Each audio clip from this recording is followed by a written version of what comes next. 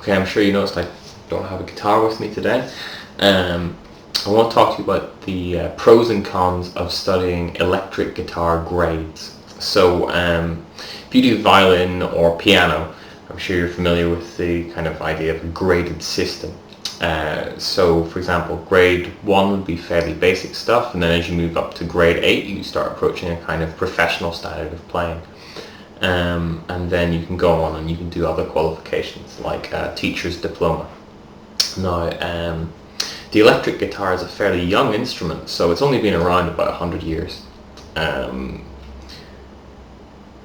now some exam boards are starting to provide graded systems for the electric guitar. The main one is Trinity Guildhall's Rockschool and the Registered Guitar Tutors grades. Well, first of all, I'd like to discuss the benefits of doing a graded system. First of all, it gives you a concrete qualification. So there's lots of benefits to having qualifications. So first of all, like, I have a teaching diploma in electric guitar. So, you know, if you have 10 guitar teachers applying for a job and only one of them has a qualification, then he's going to move up to the top of that list. If you've got a qualification and experience, that's great. Another thing is, if you're in England, for example, the higher level grades, I think 6, 7 and 8 from the RGT, actually give you extra points for UCAS, which lets you get into university more easily.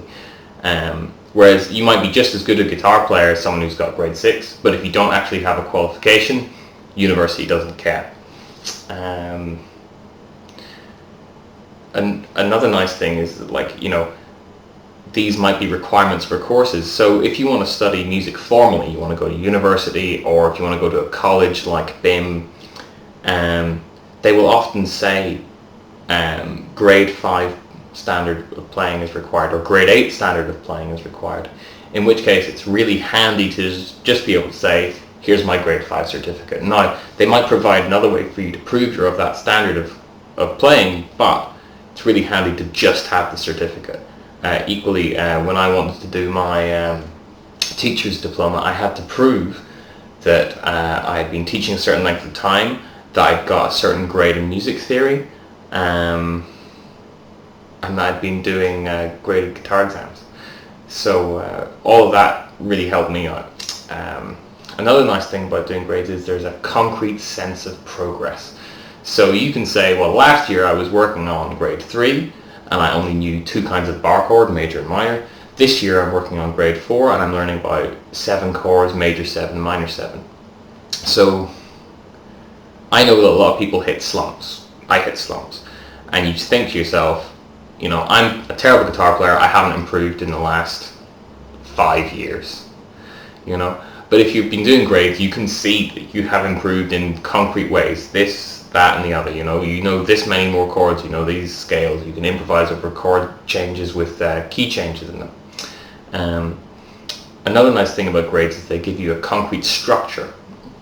So, you know, someone who really knows their business has laid out a way for you to progress at guitar. So you can say to yourself, well, I'm kind of like at this level with these skills, and to get to a grade 3 standard I need to bring this skill up to that. And then, you know, from grade to grade you need to improve in a wide range of skills. So that's another nice thing about grades. Basically most of the graded systems encourage you to have a wide range of skills. So you are tested on your knowledge of scales, your knowledge of chords, your knowledge of arpeggios, your ability to improvise, your ability to play chord sequences. You're given various spoken tests on theory and of how the guitar works, how to tune the guitar, how to restring it, and then listening tests. So a lot of kind of self-taught players are really strong in some areas, really weak in other areas.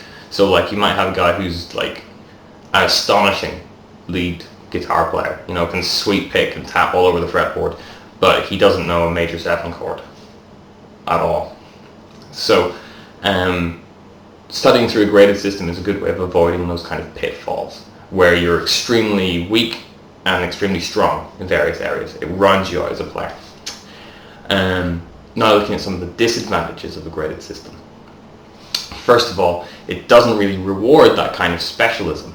So if that metal player who's got the amazing lead guitar was looking for a job as a metal lead guitar player, then that would benefit him much more than having grade 6 and being quite strong in every skill, because it's not the skills that are required for what he wants to do. So if you just love death metal and you just want to play death metal, there's no point going and picking up the graded system. You know what you want to do, you have to work at the specialisms, what's required in that particular style of music. You may, if you're doing a graded system, have to learn things you don't particularly enjoy. So I hate sight reading, but when I was studying for my teacher's exam, I had to do some sight reading. There you go. You know, you might hate, I don't know, chord charts or ear training, but you might have to practice them in order to progress.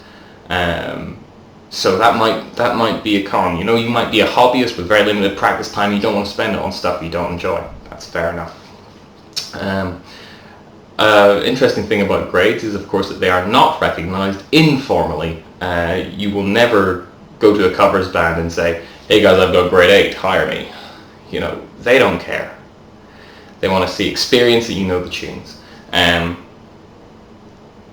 In general, the rock community just could not give a flying one about whether you have a piece of paper that says you're grade 8 or whatever. They want to hear if you can play. And they want to like get to know you and get to know your playing in other ways. The final disadvantage of studying through a graded system is it actually costs money. So you need to pay for the exam materials, the books, some, like when I studied for my teacher's exam, I needed a few extra books as well that they recommend you read. And then entering the exams themselves costs money. So I hope that's an informative breakdown, and yeah, just give it a think.